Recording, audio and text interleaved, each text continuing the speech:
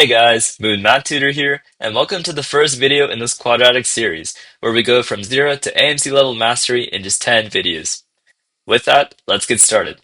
A quadratic is any expression written in the form ax squared plus bx plus c, where a, b, and c are constants, and a is not equal to 0. So why can't a be equal to 0? Well, basically, whatever variable is the quadratic is in terms of, the highest power of that has to be equal to 2. So as we can see here, a cannot be 0 because then the highest power would not be 2. Let's look at a few common examples of quadratics.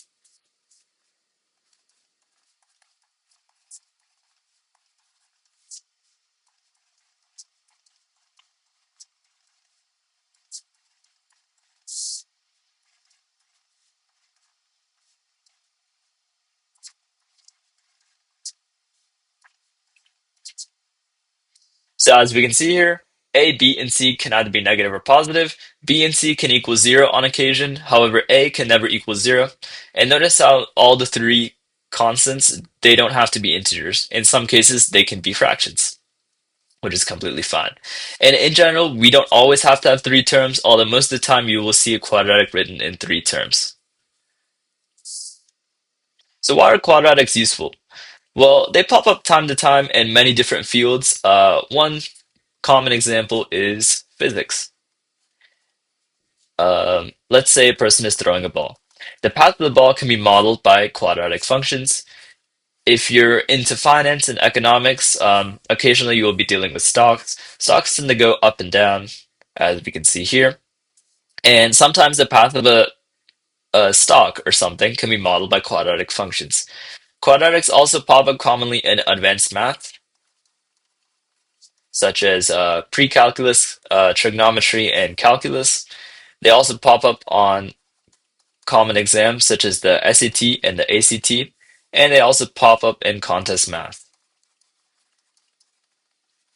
in particular the AMC and any other highly level like math contests. So if your goal is to do well in any of these three areas, mastering quadratics is absolutely essential. Let's take a look at the graph of a quadratic. In short, the graph of a quadratic is known as a parabola, and there are really two main types of parabolas, which I will show in just a second.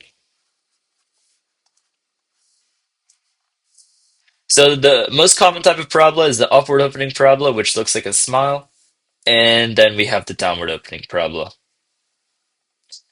So a parabola opens upward whenever the a term of the quadratic is positive, and it opens downward whenever the a term of the quadratic is negative. The lowest or highest point of the parabola is known as the vertex.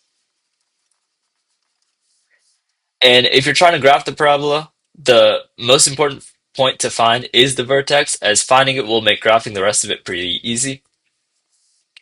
The places where the quadratic or the parabola intersects the x-axis is known as the roots. So these are roots. And in general, a quadratic can either have one root, two root, or no roots.